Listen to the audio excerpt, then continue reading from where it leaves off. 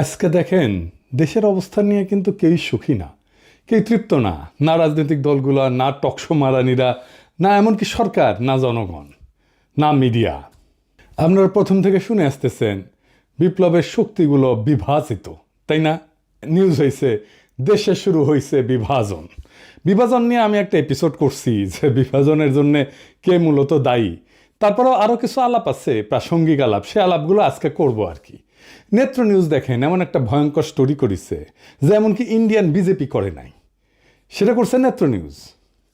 লিখছে অগণতান্ত্রিক, অহংকারী, মানবাধিকার বিরোধী, ক্ষমতায় 1 বছর কাটতে না কাটতেই মোহাম্মদ ইউনূসের যত্নে গড়া ভাবমূর্তি ভেঙে দিয়ে আসল চেহারা প্রকাশ পেয়ে গেছে।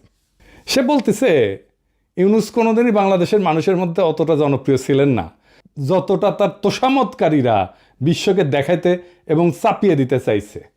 এই সত্য স্বীকার করার মতো বিনয় তার নাই। চিন্তা করেন কি ভাষা ব্যবহার করছে। উপরন্ত আছে এক পর্বত সম অহংকার। ভাঙা সংবিধানকে পাশ কাটায় সরকার চালাইতে যায় তিনি আমলাতন্ত্র এবং বিচার ব্যবস্থা তুলে দিছেন ক্ষুদ্র স্বার্থান্বেষী গোষ্ঠীর হাতে। আইন শৃঙ্খলা বাহিনীকে দিছেন সেনাবাহিনীর নিয়ন্ত্রণে, আর রাজনৈতিক আদর্শ তুলে দিছেন ধর্মীয় কট্টর ডানপন্থীদের হাতে। এইবার বুঝে দেখেন নেত্র নিউজ কোনটি থেকে টাকা পায়, বুঝছেন? এটাও খুঁজে বের করবো। হুই এখন ইন্ডিয়া থেকে টাকা পাচ্ছে। যাই হোক, আর বেশি আগাই না, কারণ ওক নিয়ে তো আর একটা এপিসোড করিচ্ছি, তাই না? হ্যাঁ, কিন্তু এটা গুরুত্বপূর্ণ যে নেত্র নিউজ এইরকম একটা নিউজ করেছে। প্রফেসর ইউনূসের মতো পর্বত সম জনপ্রিয়তা নিয়ে ক্ষমতা নেওয়ার ঘটনা বিরল, কিন্তু কেন এই ঘটনাটা ঘটলো এটা আজকে প্রফেসর ইউনূসের নিজেরও জানা দরকার। কারণ উনি যেহেতু দেখেন আমার ভিডিও, উনি বুঝবেন আমি প্রথম থেকে ওনাকে সতর্ক করে দিয়ে গেছি, ওনাকে সাজেস্ট করছি কি করতে হবে। আমি নিজের টাইম দিয়ে ঘরের খেয়ে বনের মোস্তারায় দিতে চাইছি, ওনাদের দরকার পড়েনি। ওনারা বাংলাদেশের সেরা মেধা মাথাগুলোকে, মালগুলোকে এক জায়গায় করেছেন, আর আমরা তো আমাদের দরকার পড়বে কেন? তাই আমাদের কথা শোনার দরকার নাই ওনার। তবে এটা আজকে আমাকে পরিষ্কারভাবে বুঝাই দিতে হবে যে এই স্বপ্নভঙ্গ কেন হইল, প্রফেসর ইউনূসের ভুলগুলোর মধ্যে একটা প্রধানতম ভুল কি ছিল। তাইলে আমরা বুঝবো যে কি ভুল আমরা করছি আর ভবিষ্যতে কোন ভুলটা আমাদের পরিহার করতে হবে। প্রথম ভুল কি? প্রথম ভুল বিপ্লবকে বিপ্লব বলে স্বীকার না করা। ডাক্তার জাহেদ তো ভিডিও বানায় বলছে ঘাড়ে ধরে অভ্যুত্থানকে বিপ্লব বলতে হবে। না, এগুলো আসলে কোনোটাই বিপ্লব না, কোনোটাই বিপ্লব না। আমাদের এটাও অনেক অনেক দূরে বিপ্লব থেকে ছিল, কিন্তু এই গণঅভ্যুত্থানকে ঘাট ধরে এটা করানো হচ্ছে কারণ কারো পরিকল্পনা আছে এটাকে বিপ্লব হিসাবে প্রতিষ্ঠিত করে বিপ্লবী সরকার বানিয়ে সবকিছু বাতিল করে তাদের মতো করে দেশ চালাবেন। মির্জা ফখরুল বলছে যেসব দেশে বিপ্লব সফল হয়েছে সেখানে বিপ্লবী সরকার গঠন হয়েছে, কারণ তাদের একটা বিপ্লবী দল ছিল। রাশিয়া, চীন, কম্বোডিয়া, কিউবা সবখানে এই চিত্র পাবেন। এমনকি ইরানেও ইসলাম বিপ্লব হয়েছে, সেখানেও একটা দল ছিল। কাজেই আমার কথা হচ্ছে যারা বিপ্লবের কথা বলতেছেন তাদের উচিত সরকারে না থেকে একটা বিপ্লবী দল গঠন করা। এনে বিপ্লবী দল কোথায়? বিপ্লবী দলই তো নাই। মির্জা ফখরুলের মাথায় কমিউনিস্ট ট্রেনিং আছে তো 19 শতকের, আজকের না। মানে বিপ্লব করার জন্য একটা বিপ্লবী তত্ত্ব লাগবে, একটা কার্ল মার্কস লাগবে, তার আবার দাড়ি থাকা লাগবে। দাদা সিরাজুল সেজন্য দাড়ি রেখেছিল। লেনিন লাগবি, তার আবার টাক মাথা লাগবি, একটা বলশেভিক পার্টি লাগবি। আমি আগেও বলছি, আবারও বলি, কেন 2024-এর রাজনৈতিক পরিবর্তন অভ্যুত্থান না বিপ্লব? এইটা সাহেব ডান পেশার বাম পাশে লিখবেন বিপ্লব আর অভ্যুত্থান। 1 নাম্বার, রাজনৈতিক বিজ্ঞানে বিপ্লব বলতে বোঝায় যে বৃহৎ জনগোষ্ঠীর অংশগ্রহণ। 2 নাম্বার, রাষ্ট্রের রাজনৈতিক সামাজিক কাঠামোর মৌলিক পরিবর্তনের চেষ্টা, পরিবর্তন না, কিন্তু আমি বলছি চেষ্টা। 3 নাম্বার, দীর্ঘ সময় ধরে চাপ সঞ্চয় এবং বিস্ফোরণ। 4 নাম্বার, পরিবর্তনের জন্য আভ্যন্তরীণ বৈধতা বা পপুলার লেজিটিমেসি। এবার অভ্যুত্থান কি, এইটা সে আরেক পাশে লেখেন। পাশাপাশি এবার আমরা বুঝে দেখব। অল্প সংখ্যক এলিট, সাধারণত সেনা বা ক্ষমতাধর প্রশাসনিক গোষ্ঠী, এরাই অভ্যুত্থান করে, হঠাৎ করে ক্ষমতা দখল করে জনগণের বৃহৎ অংশের সক্রিয় অংশগ্রহণ ছাড়াই। এরা সাধারণত রাষ্ট্রের কাঠামো অপরিবর্তিত রেখা শুধু নেতৃত্ব বদলায়। তার মানে এরা সামরিক অভ্যুত্থান, মানে ডাক্তার জাহেদ চাইছিল কোনো কিছু বদলাবে না, আগের মতোই থাকবে, শুধু সরকারটা চেঞ্জ হবে, কে শাসন করবে এটা চেঞ্জ হবে। তাহলে আপনারাই বলেন 2024 কি বিপ্লব ছিল না অভ্যুত্থান ছিল? এটা বিপ্লব ছিল, কোনোভাবেই এটা অভ্যুত্থান না। তাহলে প্রশ্ন হলো এত বড় বড় বিদ্বান প্রাজ্ঞ লোকদের এই বিপ্লবকে চিনতে পারল না কেন, স্বীকার কেন করলো না? কারণ ওদের বুদ্ধি বেশি, আক্কেল কম। আসেন আমরা একটু বুঝে দেখি যে বিপ্লব এখন কেমন করে হয় এই 19 শতকের চিন্তা ছাড়াও। 19 শতকের মতো বিপ্লবী তত্ত্ব, বিপ্লবী দল বা বিপ্লবী নেতা দিয়া, একটা কেন্দ্র দিয়া আজকাল বিপ্লব হয় না। আজ হয় বিপ্লব কেন্দ্রহীন, কেন্দ্র ছাড়া, সেন্টার থাকে না। বহু নোট বিপ্লব, নোট নোট এডিটর সাহেব নোটগুলো দেখান একটু, অনেকগুলা নোট। আমরা 2024-এর নোটগুলো দেখি, ধরেন একটা গোল গোল করে দেখাবেন, বিএনপি নোট, জামাত নোট, বৈষম্য বিরোধী ছাত্র আন্দোলন নোট, ছাত্র শিবির নোট, ছাত্র দল নোট, অন্যান্য রাজনৈতিক দল নোট, প্রবাসী diaspora note, YouTuber note, social media note, remittance যোদ্ধা নোট, রিক্সাওয়ালা নোট, কিশোর গ্যাং নোট, বিশ্ববিদ্যালয় ছাত্র নোট, দোকানদার নোট, ক্ষুদ্র ব্যবসায়ী নোট, শহুরে দরিদ্র লোক নোট, শ্রমিক নোট। এখন এই নোটগুলো কি দিয়ে যুক্ত ছিল? যুক্ত ছিল সোশ্যাল মিডিয়া দিয়ে, ইন্টারনেট দিয়ে। এডিটর সাহেব একটা নোটের সাথে আর একটা নোটের ইন্টারনেটের যোগ করে দেন, তাহলে সবাই বুঝবে। এবং সবগুলো যখন একসাথে হয় তখন এটা একটা বিশাল শক্তি হয়। কিন্তু একটা আলাদা নোট শক্তিহীন। এখানে কোনো কেন্দ্রীয় নেতৃত্ব নাই, কোনো একক সদর দপ্তর নাই, কমান্ড স্ট্রাকচার নাই। আন্দোলনের শক্তি আসে বহু ছড়ায় থাকা এরকম নোট বা কেন্দ্র থেকে। নোটগুলোর মধ্যে সীমিত বা শূন্য সমন্বয় থাকে, তবুও তারা একই লক্ষ্যে একই দিকে ধাবিত হয়। এই ধরনের বিপ্লবকে বিভিন্ন একাডেমিক ধারা বা ক্ষেত্র থেকে বিভিন্ন নামে বর্ণনা করা হয়। কি কি? আসেন আমরা সেটা বুঝে দেখি। এটাকে যেমন বলা হয় ডিসেন্ট্রালাইজ রেভলিউশন বা লিডারলেস রেভলিউশন, মানে কোনো কেন্দ্রীয় কমান্ড বা স্ট্রাকচার নাই, প্রত্যেকটা গ্রুপ বা নোড নিজের মতো করে কাজ করে। 2 নম্বর, এটাকে বলা হয় নেটওয়ার্ক রেভলিউশন, মানে তথ্য প্রযুক্তি বা সামাজিক মাধ্যম যুগে ব্যবহৃত শব্দ। এইটা Manuel castle owner network of outrage and hope এই বইয়ে উনি আরব বসন্তের মতো আন্দোলনকে এইভাবে বর্ণনা করছিলেন। এটাকে সোয়ার্ম মুভমেন্টও বলা হয় বা সোয়ার্ম ইন্টেলিজেন্স পলিটিক্সও বলা হয়। মানে ধরেন পিঁপড়া বা মৌমাছি যেরকম ঝাঁকবদ্ধ প্রাণী থাকে না, এদের আচরণ থেকে নেওয়া ধারণা অনেক ছোট ছোট ইউনিট একসাথে একটা বড় পরিবর্তন ঘটায় দেয়, কেন্দ্রীয় কোনো মস্তিষ্ক ছাড়াই। এটাকে আরও বলা হয় সেলফ অর্গানাইজিং রেভলিউশন। এটাকে সিস্টেম থিওরি বা কমপ্লেক্সিটি স্টাডিজে এই ধারণা ব্যবহার করা হয়। সমন্বয় ছাড়াই অনেকগুলো সত্তা নিজে থেকে একই দিকে মুভ করে। এটার আরেকটা টার্মিনোলজি আছে, পলিসেন্ট্রিক আপরাইজিং, মানে রাজনৈতিক বিজ্ঞান এবং অর্থনৈতিক প্রশাসন তত্ত্বে ব্যবহৃত একাধিক কেন্দ্র যাদের মধ্যে সমন্বয় দুর্বল বা নাই, কিন্তু প্রত্যেকে একই ধরনের পরিবর্তনের দিকে আগাচ্ছে। ইতিহাসে কি এর উদাহরণ আছে? আসেন দেখি। 1848 সালে ইউরোপে বিপ্লব হয়েছিল অনেকগুলো দেশে একসাথে, আলাদা আলাদা ইস্যুতে। প্রায় সমন্বয় ছাড়াই বিদ্রোহ শুরু হয়। ফ্রান্সে হয়, জার্মানিতে হয়, অস্ট্রিয়াতে হয়, ইটালিতে হয়। এইগুলোর আর বিস্তারিতে গেলাম না, কারণ এই বিস্তারিতে যাওয়ার আমাদের দরকারও নাই।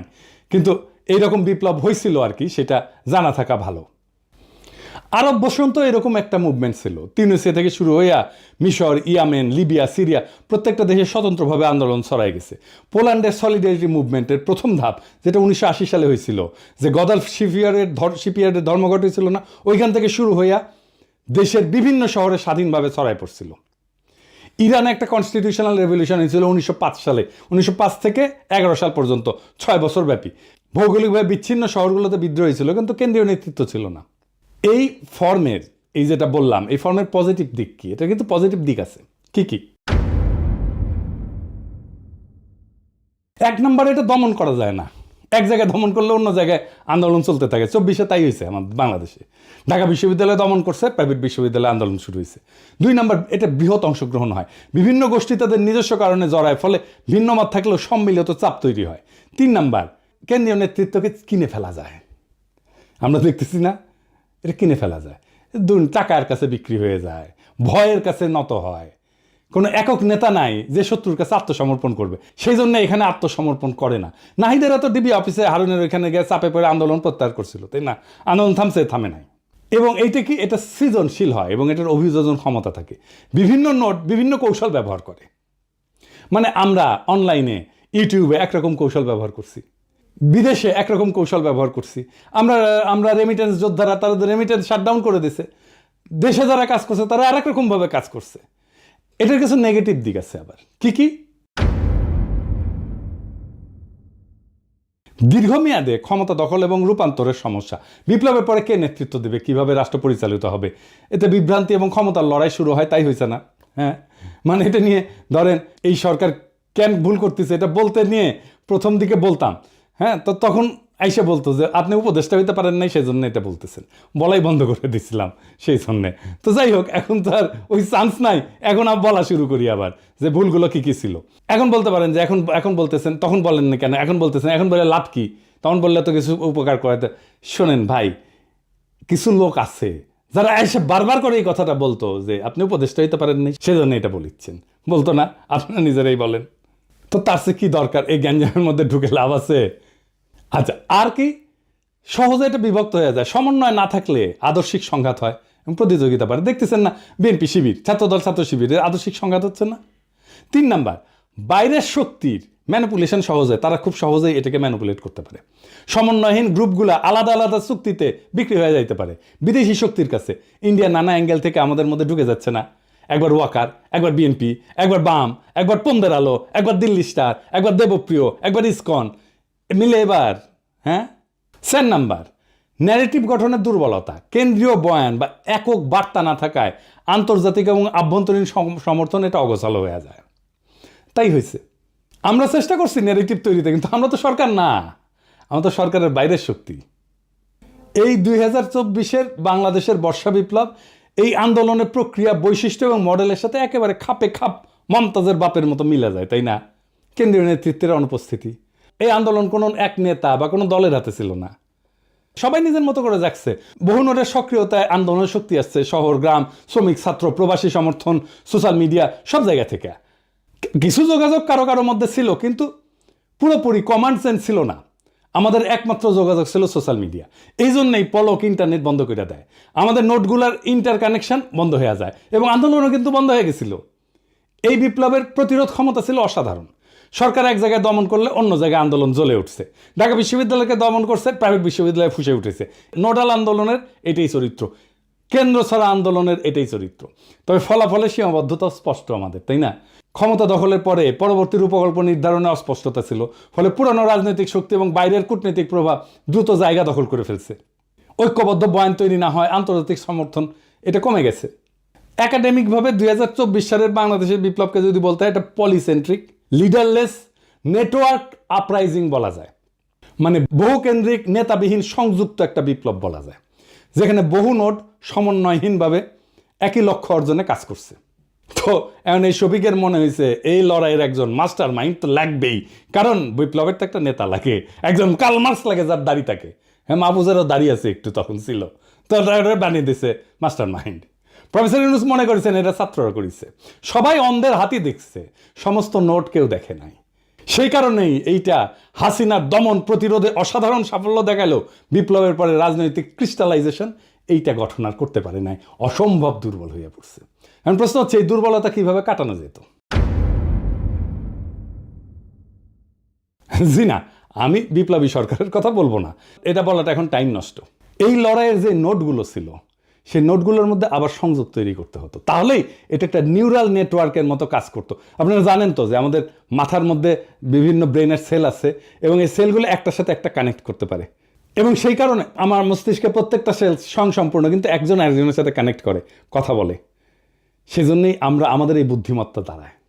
সো ওই যে নোটগুলো, এইগুলোর কানেকশনগুলো যদি আমরা স্ট্যাবলিশ করে ফেলতে পারতাম, তাহলে এটা আবার নিউরাল নেটওয়ার্কের মতো কাজ করতো।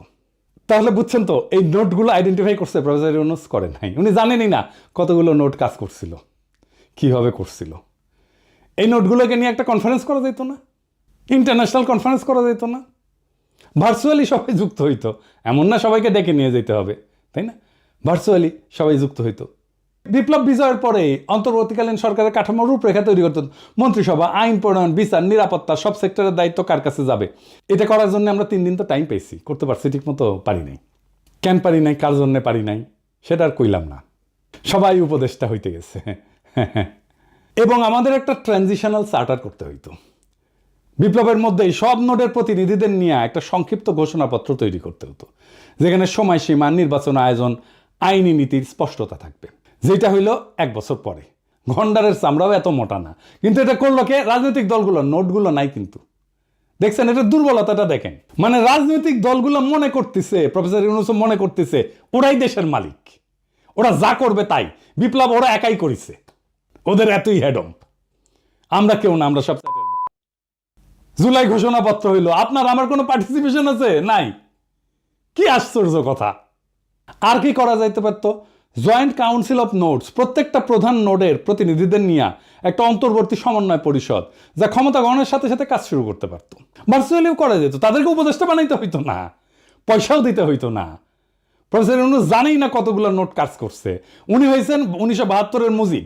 কেমনে মুক্তিযুদ্ধ হয়েছে যেমন মুজিব জানতো না, তারপরে মুক্তিযুদ্ধোত্তর দেশ চালাইতে গেছে। প্রফেসর ইউনূসও একই জিনিস, কেমনে বিপ্লবটা হয়েছে এটা উনি জানেন না, বুঝেনও না, তা কিন্তু দেশ চালাইতে গেছেন। এরকম মাল্টিপল নোট থাকলে, এটা সমন্বয়হীন নোট থাকলে বিজয়ের পর নিজেদের মধ্যে দ্বন্দ্বে জড়ায় পড়ে, একটা নোটের সাথে আর একটা নোট।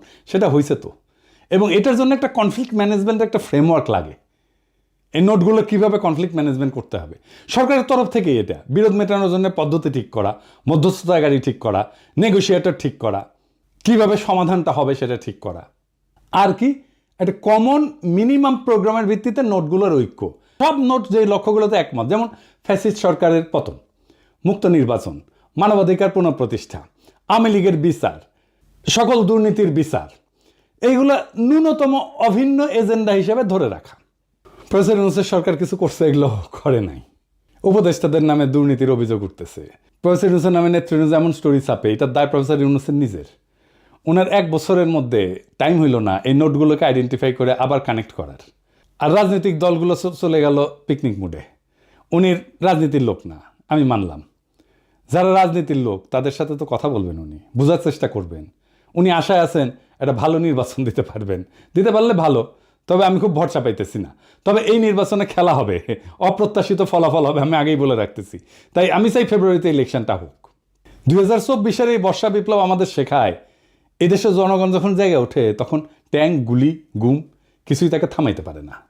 আমরা দেখছি কিভাবে এক একটা নোড, এক একটা শহর, এক একটা শিক্ষা প্রতিষ্ঠান, একটা অঞ্চল, একটা প্রবাসী গ্রুপ একে অপরকে না চিনেও কোনো একক নেতা ছাড়াই এক হয়ে ইতিহাস লিখছে, ইতিহাস বদলাই দিছে। কিন্তু বিপ্লব শুধু ক্ষমতা বদল না, এটা ভবিষ্যৎ বদলের দায়ও। এই দায় এখনো পূর্ণ হয়নি।